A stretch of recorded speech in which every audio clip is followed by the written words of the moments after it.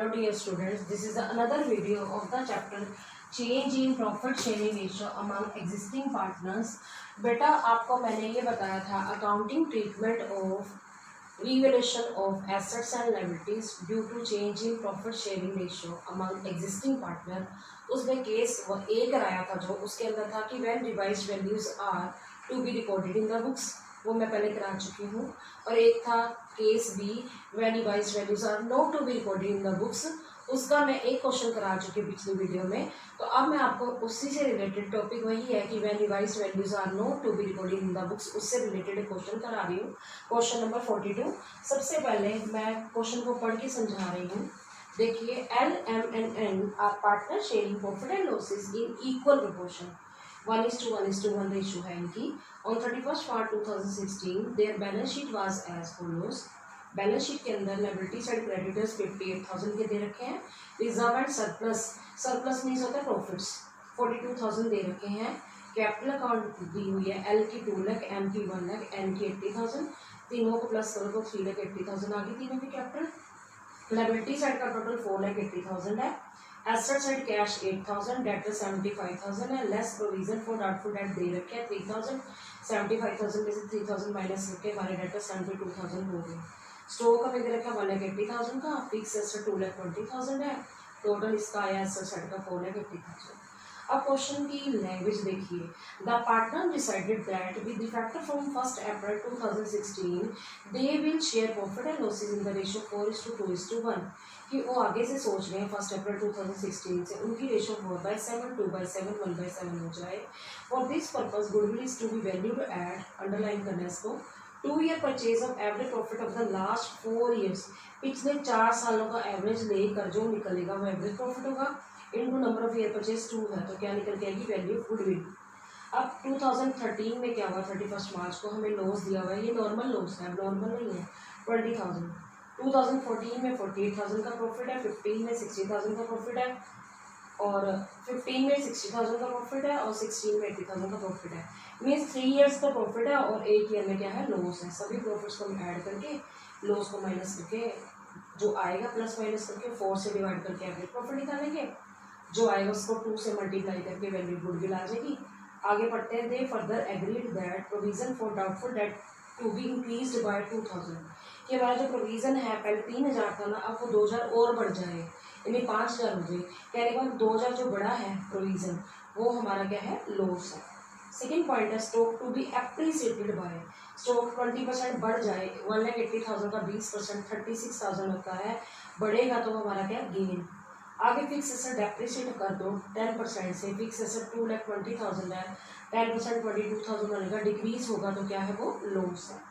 आगे है क्रेडिटर भी टेकन एट 49,000 की, क्रेडिटर की पेमेंट 49,000 करनी है, पहले 58,000 है, 9,000 जो हमारे कम हो गए क्रेडिटर। लायबिलिटी जब कम होती है तो हमें क्या होता है, गेन होता है।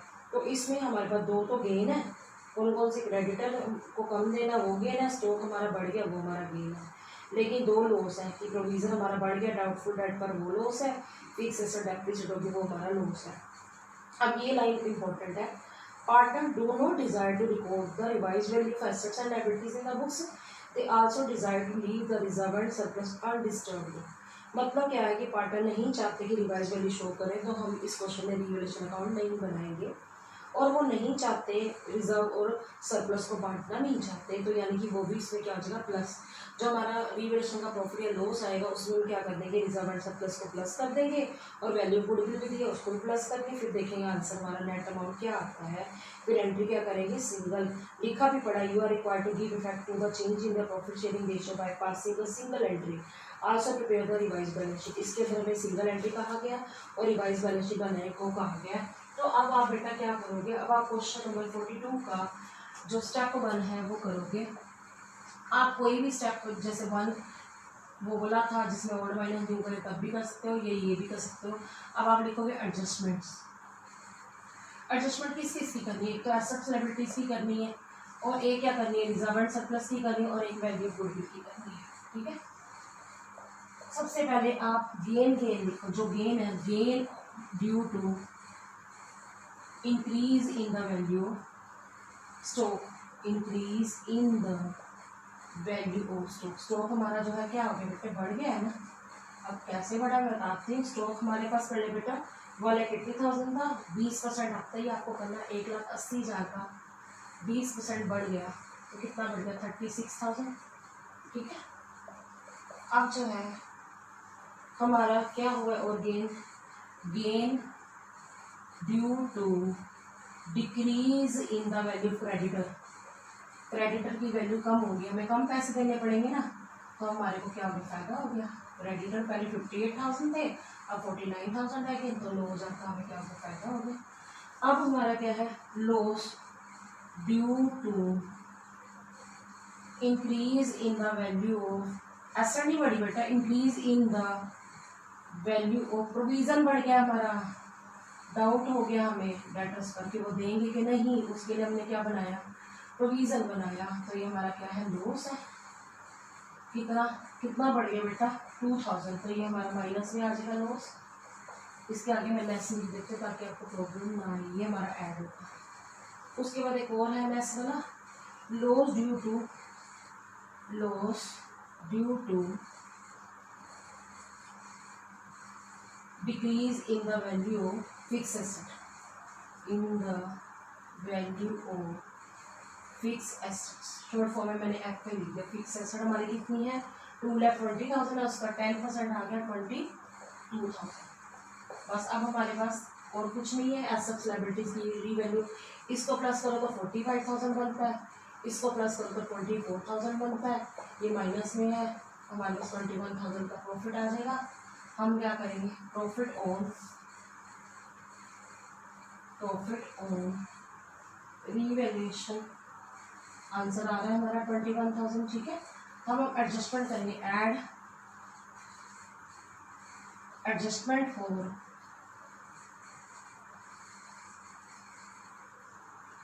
Reserve and surplus. कितना हमारा रिजर्व एंड सरप्लस बेटा, 42,000। ठीक है, फिर करेंगे एडजस्टमेंट फॉर गुडविल, ये वैल्यू गुडविल भी कह सकते हैं। गुडविल ये ना मैंने फाइंड आउट नहीं की, तो ये मैं अभी आपको बताती हूँ पॉइंट। फिर हमारा जो आएगा, अभी लिखते हैं यहाँ पे, फिर हमारे यहाँ पर हम जो टोटल लिखेंगे, इसमें हम लिखेंगे नेट अमाउंट। ये क्या होगा मैं 2 मिनट आपको सिखा रही हूँ। ठीक है, यहीं पर ही मैं बता देती हूँ। हमारे पास बेटा एवरेज प्रॉफिट निकालने को कहा गया है। एवरेज प्रॉफिट बेटा क्या है, हमारे पास प्रॉफिट्स पहले 20,000 का लॉस है, वो माइनस में लिख दिया। फिर हमारे पास प्रॉफिट है 48,000 का, वो प्लस में लिख दिया। फिर जो हमारा 60,000 का प्रॉफिट है वो प्लस में लिख दिया, और 80,000 का प्रॉफिट है वो प्लस में लिख दिया। कितने साल का आ गया, पिछले 4 साल का, तो 4 से डिवाइड कर दिया। तो आप देखिए 60 + 48 1,08,000, और ये 1,88 में से 1,68 आ गया, अपॉन 4 42,000 आ गया। तो वैल्यू ऑफ गुडविल कितनी आ जाएगी, value of goodwill 42,000 into number of year purchase हमें देखा 2। ठीक है, तो कितना आ गया, 84,000। ठीक है, बस तो ये पहले हमें निकालना चाहिए था, पर कोई प्रॉब्लम नहीं है। तो आप इसमें क्या कर दोगे, 84,000 जो है वो क्या कर दोगे, प्लस कर दोगे वैल्यू ऑफ गुडविल। तो सबको प्लस करो, 21,000, 42,000 एंड 84, 1,47,000 आ जाएगा। एक बार मैं दोबारा चेक करूँ। ठीक है, 1,47,000। इसकी हमने क्या करनी है बेटा, एडजस्टमेंट करनी है। अब आप क्या करोगे, सेक्रीफाइस और गेन निकालोगे पार्टनर का। बस ये याद रखना, 1,47,000 की हमने क्या करनी है, एडजस्टमेंट। एक हमारा स्टेप हो गया, अब दूसरा स्टेप करेंगे हम। स्टेप 2 क्या है, हमारे पार्टनर का नाम है एन इनकी बेटा ऑल रेशो गिवन है, इक्वल है, और न्यू कितनी है, 4:1। New ratio 4:2:1। अब आप क्या निकालोगे, सेक्रीफाइस और गेन। पहले क्या करोगे, एल का शेयर निकालोगे 1/3 ओल्ड है, 4/7 न्यू, 21 आ जाएगा एलसीएम, -5/21, ये क्या आ गया गेन। अब बात करें एम की, एम का 1/3 है, 2/7 जो न्यू है, एलसीएम 21 आ गया, 1/21 जो है इसका क्या आ गया सेक्रीफाइस। ठीक है, अब बात करें एन की, एन का देखो 1/3 है, न्यू है 1/7, एलसीएम 21, 7 - 3 4/21, इसका क्या होगा सेक्रीफाइस। अब आप समझ सकते हैं इन दोनों को अगर हम प्लस करते हैं, दोनों सेक्रीफाइस है, 1/21 और 4/21, तो 5/21 ही होते हैं। इन दोनों ने सेक्रीफाइस की, इसने गेन किया, तो गेनिंग को डेबिट करेंगे एन को। तो अब हम इनका क्या निकालेंगे शेयर, एल्स शेयर तो हमारा आया था 1,47,000 आया था ना, उसको हम क्या करेंगे 5/21 कर देंगे 7 के लेवल में, इसका आ जाएगा 35,000। आंसर में मैं चेक कर लेती हूँ। ठीक है, उसके बाद हम निकालेंगे एम का शेयर, M share is equal to 1,47,000 into कितना है उसका बेटा 1/21, 7,000 एम। बात करें हम एन की, एन शेयर जो हमारा आया 1,47,000, उसको हम करेंगे 4/21, 28,000। आप देख लीजिए क्या आया, गेन किसने किया है एल ने, तो एंट्री क्या आएगी L's capital to M to N. ठीक है, अब इसके अंदर उन्होंने क्या बोला है कि हमें एक सिंगल एंट्री करनी है, तो सिंगल एंट्री अब आपको समझ आएगी होगी कौन सी होगी, एल को डेबिट करेंगे, एम और एन को क्या करेंगे क्रेडिट करेंगे। अब बताइए आप जनरल,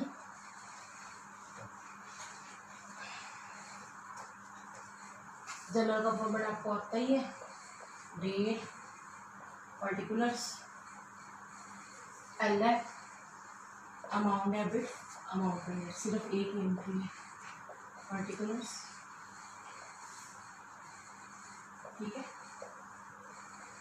एल ने क्या किया सारा का सारा गेन किया है, एम और एन ने क्या किया सेक्रीफाइस किया है, तो एल जो है प्रॉफिट का हिस्सा ज़्यादा पाने के लिए एम और एन को क्या देगा जो प्रॉफिट और रिवेलेशन था और रिजर्व एंड सरप्लस का पार्ट और गुडविल का हिस्सा देगा। कौन सी डेट को रेशियो रिवाइज हुई 2016 में, अप्रैल 1 को।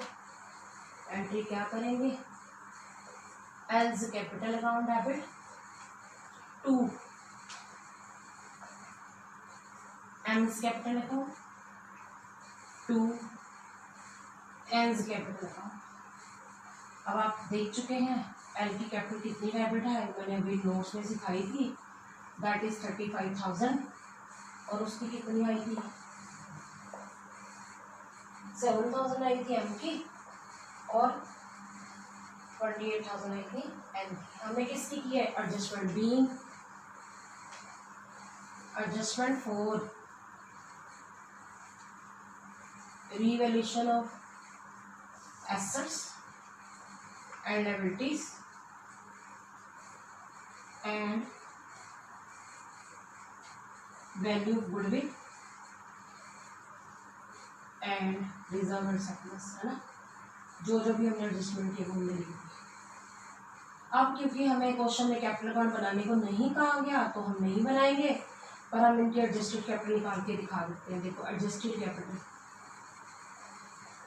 जिस पार्टनर का गेनिंग आया है वो हम क्या करेंगे उसकी कैपिटल से माइनस कर देंगे। जैसे एल की कैपिटल देखो क्वेश्चन के अंदर कितनी है 2 लाख है, उसने कितने रुपए दिए हैं 1,35,000 दिए हैं, सॉरी 35,000 दिए हैं, वो माइनस हो जाएंगे तो इसकी याद रखना 1,65,000 आ जाएगी।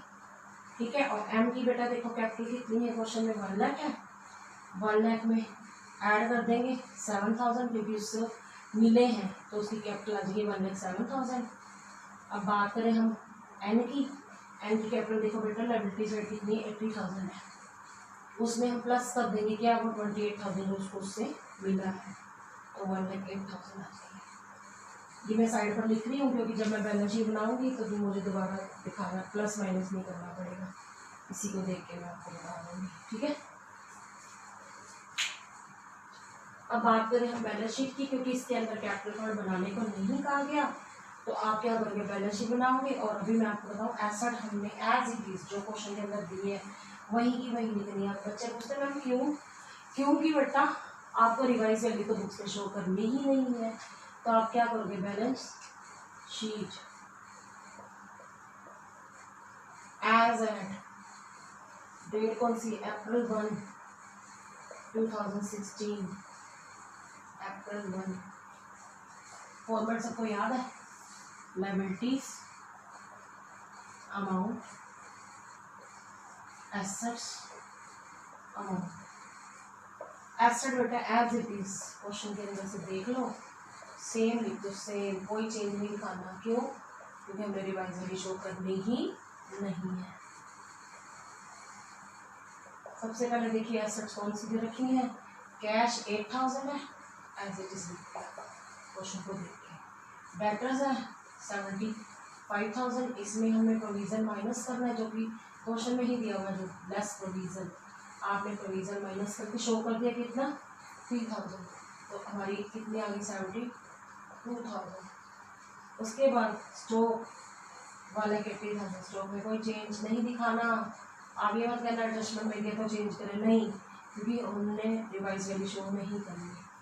फिक्स एसेट्स कितनी, 2,20,000 ही लिखेंगे, कोई भी चेंज नहीं लिखना, क्योंकि रिवाइज वैल्यू शो नहीं करनी।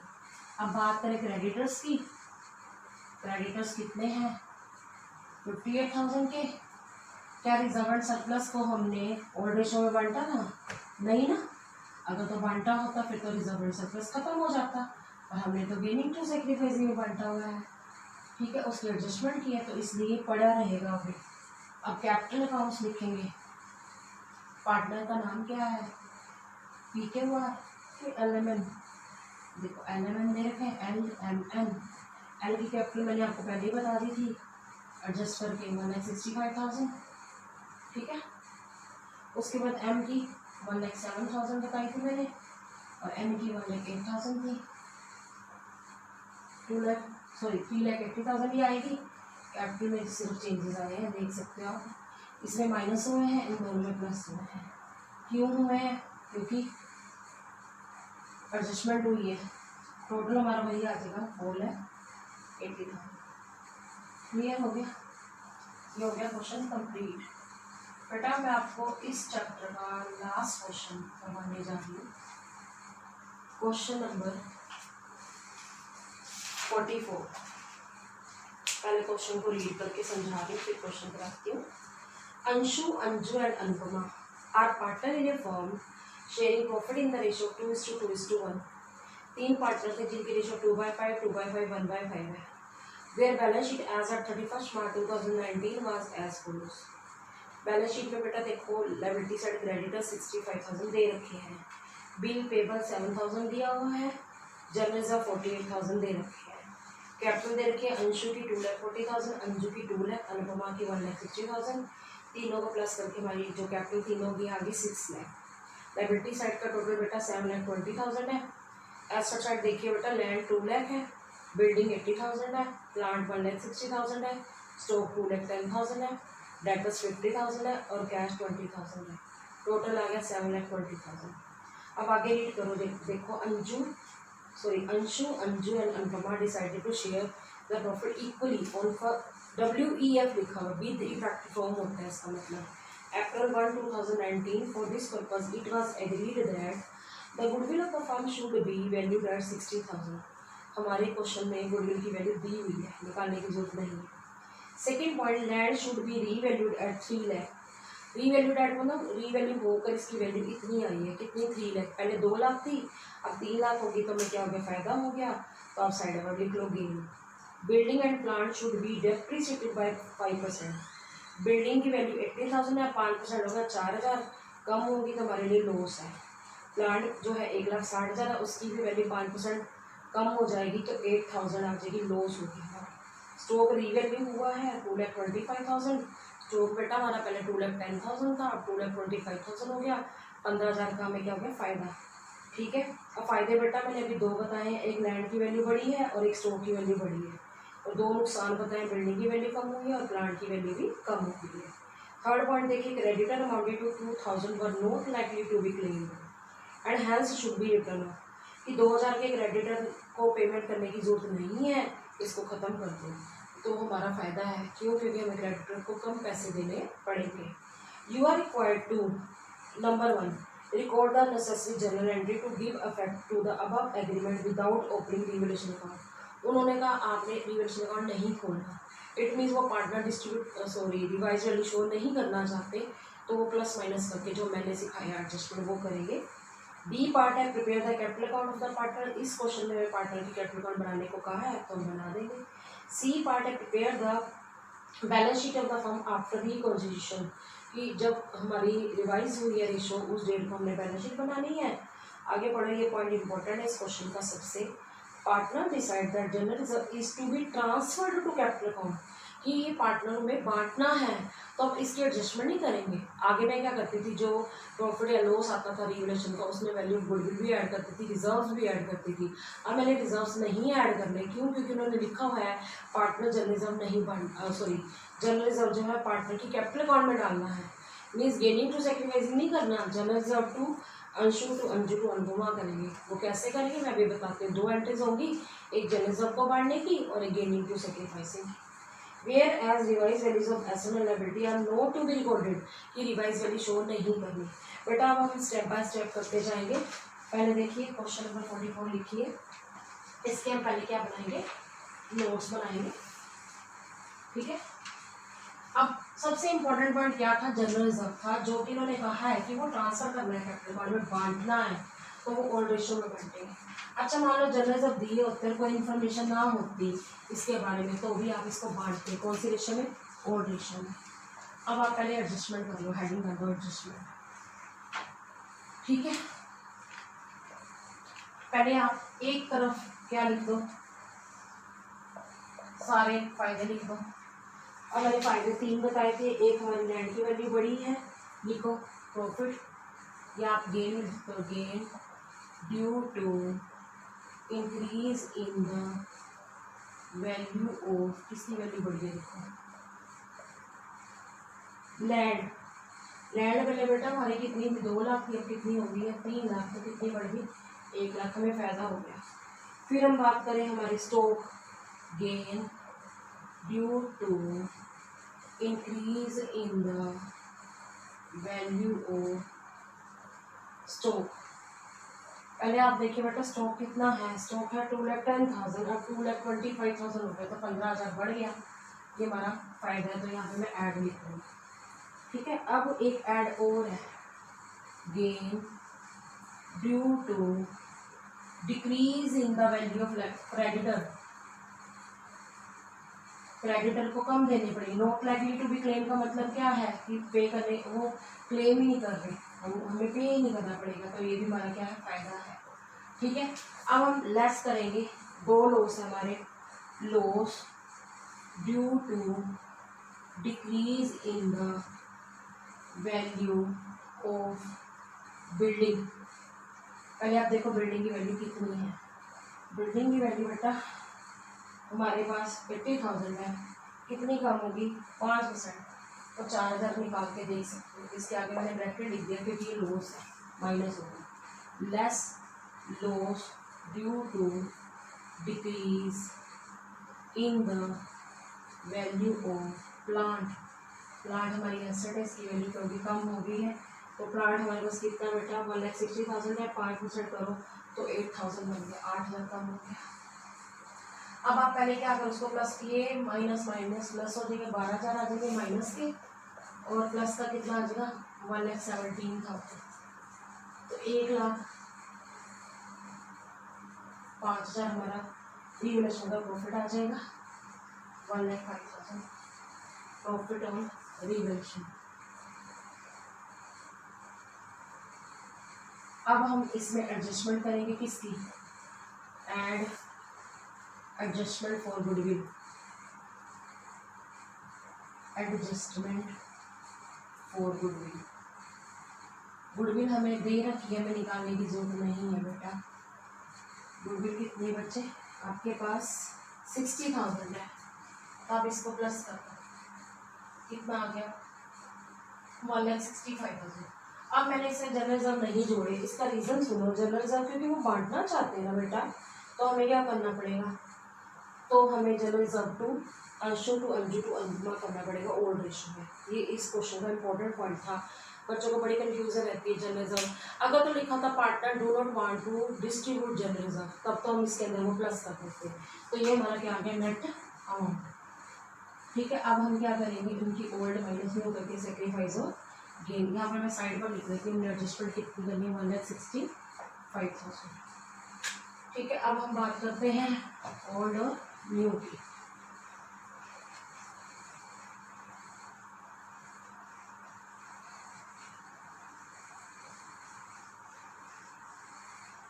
अब लिखिए पार्टनर का नाम अंशु,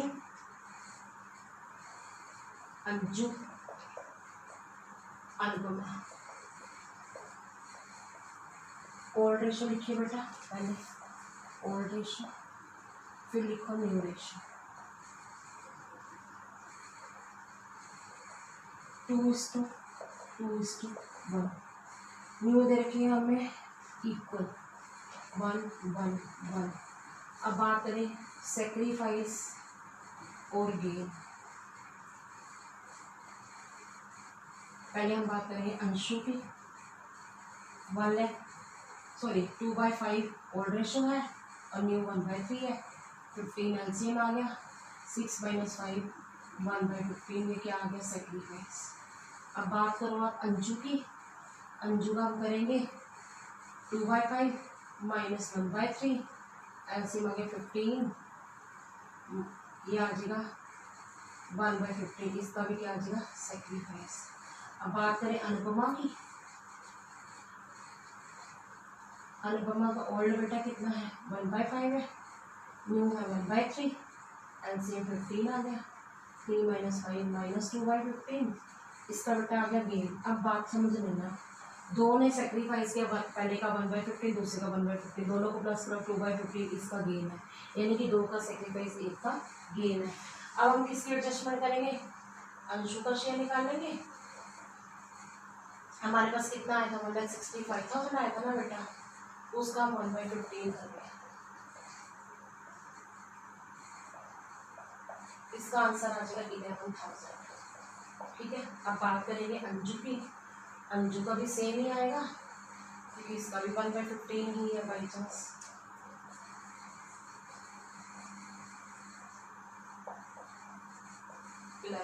अब बात करें हम अनुपमा की। अनुपमा शेयर कितना आएगा 1,65,000 का 2/15 42,000। ठीक है, अब आप देखिए गेन किसने किया, अनुपमा ने। तो एंट्री पता क्या बनेगी, Anupama share 22,000 to Anshu share 11,000 to Anju share 11,000। ठीक है, अनुपमा डेबिट इसलिए क्योंकि इसने गेन किया, प्रॉफिट का हिस्सा ज़्यादा लेने के लिए उसको कंपनसेट करना पड़ेगा किसको, अंशु और अंजू को। तो अब जनरल बनाओ, जनरल में दो ही एंट्रीज होगी, एक तो जर्नलिज्म बांटने की और एक ये जो हमने एडजस्टमेंट की उसकी। अब बच्चे पूछते हैं ना हमने जनरल रिजर्व को बांटने की एंट्री क्यों की, क्योंकि लिखा हुआ है पार्टनर जो है जनरल रिजर्व को ओल्ड रेशो में बांटना चाहते हैं। और अगर मान लो कोई इन्फॉर्मेशन ना भी होती जनरल रिजर्व की, तो आप क्या कहते, तब भी आप उसको ओल्ड रेशो में ही बांटते हैं। Date, particulars, LF, amount debit, amount credit. जिस डेट को रिवाइज हुई है रेशो, उस डेट को हमने क्या कर देना बेटा, इनकी जर्नल एंट्रीज। देखिए कौन सी डेट को, 2019 अप्रैल 1। एंट्री क्या होगी, एंट्री होगी बेटा general reserve account debit 48,000 to, तीनों में बांटने हैं, पार्टनर का नाम क्या है, कौन सी रेशो है 2:1, to Anshu's capital account, to Anju's capital account, to Anupama's capital.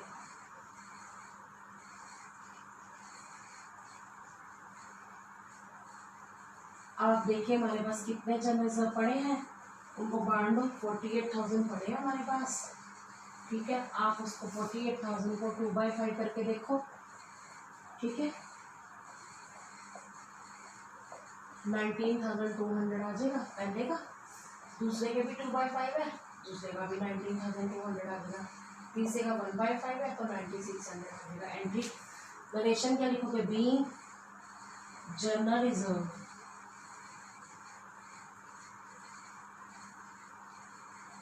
Transferred to, किसको किए, partners capital account,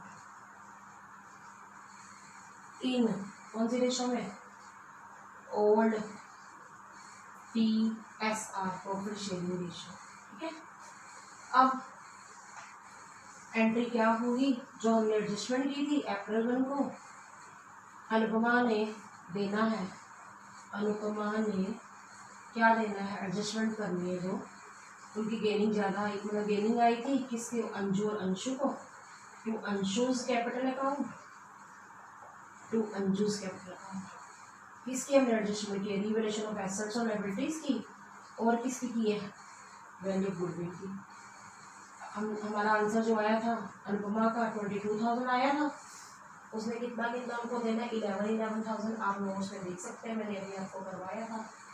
being adjustment for, किसकी एडजस्टमेंट की हमने, being adjustment for revaluation of assets, revaluation of assets, liabilities and value of goodwill, value of goodwill on कब की है, change in PSR, space नहीं है मेरे पास, मैं बोल रही चेंज इन PSR, क्लियर हो गया।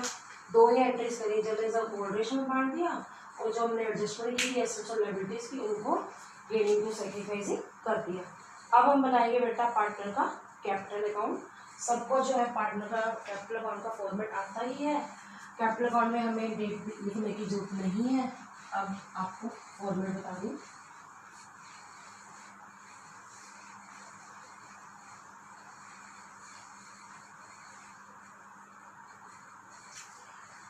पर्टिकुलर्स, पार्टनर का नाम देखिए अंशु है, ये डेबिट साइड होती है, पता ही आपको। पर्टिकुलर्स अंशु, अंजू, अनुपमा। ये मैंने क्यों बनाया, क्योंकि पूछा हुआ था पीछे, जो मैंने नहीं कराया इसका रीज़न था, पूछा नहीं था तो मैंने वहीं पे रफ में ही एडजस्टमेंट करके दिखा दी थी। पर्टिकुलर्स अंशु, अंजू और अनुपमा। अब आप पहले देखो बैलेंस शीट की लायबिलिटी साइड में क्या दे रखा है, पहले तीनों की कैपिटल दे रखी है, इस साइड दे रखी है ना, तो आपने रिवर्स लेके जाना है, कहाँ पर, क्रेडिट साइड। सबसे पहले आप लिखोगे बाय बैलेंस ब्रॉड डाउन, देखो कितनी है, अंशु की कैपिटल बेटे दे रखी है 2,40,000, ठीक है, और अंशु की कितनी दे रखी है बच्चे, 2 लाख, और अनुपमा की 1,60,000। अभी आपने बेटा उनको क्या बांटा था, जनरल रिजर्व बांटा था ना, जनरल रिजर्व इस साइड पड़ा ना, कहाँ पर बैलेंस शीट में, तो अपोजिट जाएगा बाय जनरल रिजर्व। पहले को कितना दिया था हमने 19,200, दूसरे को कितना दिया था 19,200, तीसरे को कितना दिया था 9,600। अभी जो आपने एंट्री करी थी ना अनुपमा टू अंशु, लिखो to Anshu's capital account, to Anju's capital account, Anju's capital account. Anupama ने 11,000 रुपये दिए तुम लोगों को, पहले अनुपमा से हम लेंगे 11,000, टोटल 22,000 लेंगे, देंगे किसको, अंशु को देंगे 11,000 और अंजू को देंगे 11,000। और दे कौन रहा है, Anupama, by Anupama capital account. दोबारा सुनो, ये एंट्री बच्चे मैक्सिमम करते हैं। आपने एंट्री क्या की है, आप देखो जरा, इससे पहले जब मैंने बताया Anupama's capital to Anshu to Anju, सीधा रखो पहले टू अंशु टू अंजू, 11,000 रुपये ले लो उससे, टोटल 22,000 ले लो, देंगे किसको, अंशु और अंजू को, यानी कि जिसका नाम लिखा ना उसमें नहीं डालेंगे, जिससे मिले उससे डालेंगे। अब इसने इन दोनों को दिया था इसमें करेंगे। अब हम इसका क्या करेंगे, टोटल करेंगे, ठीक है।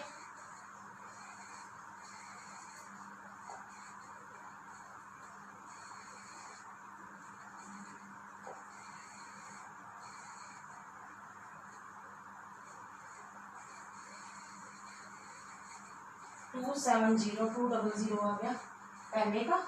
अब देखो हम बैलेंसिंग फिगर निकालेंगे, टू बैलेंस कैरी डाउन, जो हमारा ये टोटल आए ना बेटे वो हम वहीं से देखेंगे पहले, 270200, ऊपर भी यही लिख देंगे, कारण है इसकी डेबिट में कुछ है ही नहीं, ठीक है। अब यहाँ पर क्या है, 230200, ऊपर कुछ है नहीं तो यही आएगा 230200। एक बार मैं चेक करती हूँ दोनों का आंसर आ गया, यस आ गया।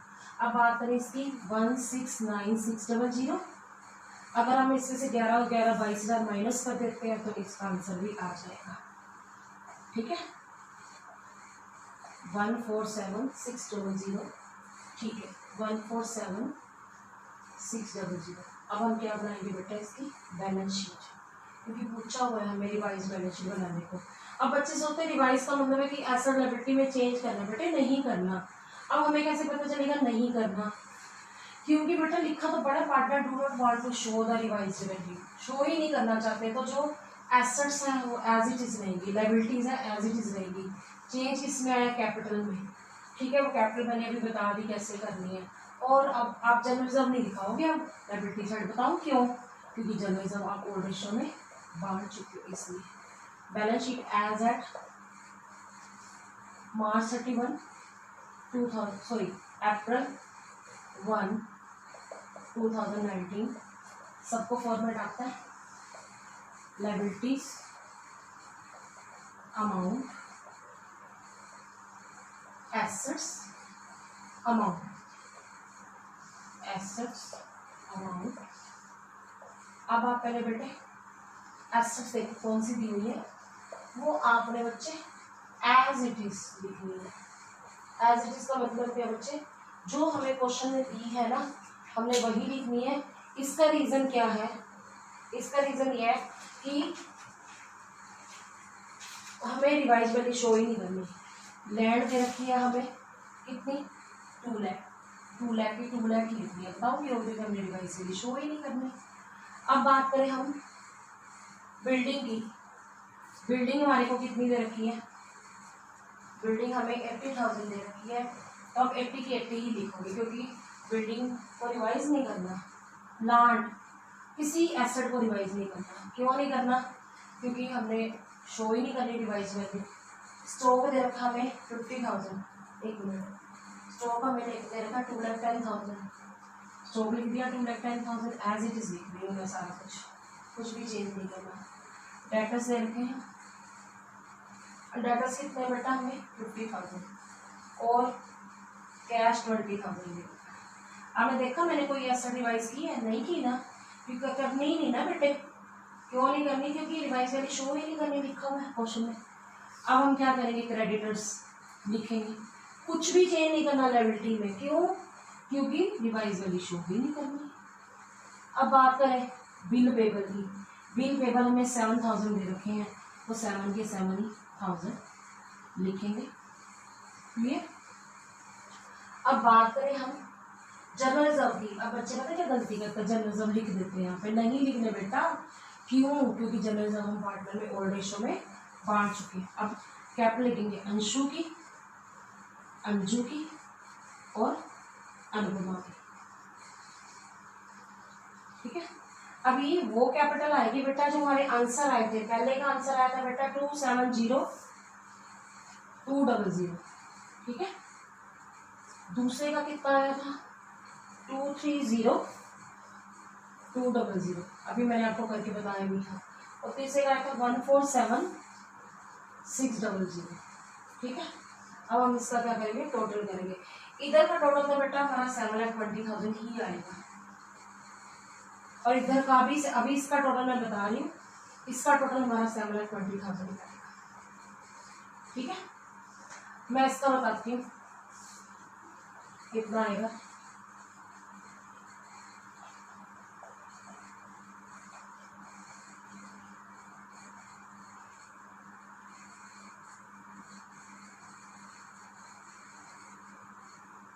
$6,48,000 फिर भी मैं पता क्या कर रही हूँ, एक बार इसका टोटल चेक कर लेती हूँ ताकि पता चल जाए कहीं हमारी कोई गलती तो नहीं आ रही। वही आ रही बेटा हमारा टोटल 7,20,000। क्लियर हो गया बेटा। अब हमारे सारे टॉपिक क्लियर हो चुके हैं। इस चैप्टर के अंदर हमने क्या क्या सीखा था। एक तो गुडविल को वैल्यू करने के क्या मेथड्स हैं, तीनों मेथड्स हमने सीखे। ठीक है, उसके और हमने क्या सीखा था, चेंज इन PSR में सेक्रीफाइस और गेन किस तरह से निकाला जाता है। उसके बाद हमने क्या सीखा, जो हमारे पास अकमलेटेड रिजर्व्स पड़े हैं, प्रॉफिट्स पड़े हैं या लॉसेज अकमलेटेड, उनको पार्टनर में कैसे बांटना है। उसको बांटने के लिए मैंने 2 केसेस कराए थे कि एक तो हो उनके कैपिटल अकाउंट के थ्रू बांटते हैं, ठीक है, और एक सिखाया था जिसके अंदर उनके कैपिटल अकाउंट के थ्रू नाम निकाल कर गेनिंग टू सेक्रीफाइसिंग सिखाया था। अगर लॉस होता तो उल्टा हो जाता सेक्रीफाइसिंग टू गेन। एक तो हमने ये किया। फिर हमने लास्ट टॉपिक क्या किया था, revaluation of assets and liabilities की। एक तो हमने की थी केस ए में कि जब रिवाइज वैल्यू शो करनी है, और केस बी में क्या क्या था, जब रिवाइज वैल्यू शो नहीं करनी। ठीक है, तो इस क्वेश्चन के अंदर हमने जो रिजर्व्स के काफ़ी केसेस किए थे। वर्कमैन कंपनसेशन रिजर्व किस तरह से बांटा जाता है, क्लेम हो तो या ना हो तो। इन्वेस्टमेंट फ्लक्चुएशन रिजर्व कैसे बांटा जाता है, जब इन्वेस्टमेंट की वैल्यू डिक्रीज होती है, इंक्रीज होती है या ओपनिंग होती है। सारे केसेस हमने कर लिए। तो बेटा मेरी तरफ से तो ये चैप्टर कंप्लीट हो गया है। ठीक है, so student, I hope you understood the topic well. Stay tuned with me in the next video. Thanks for watching.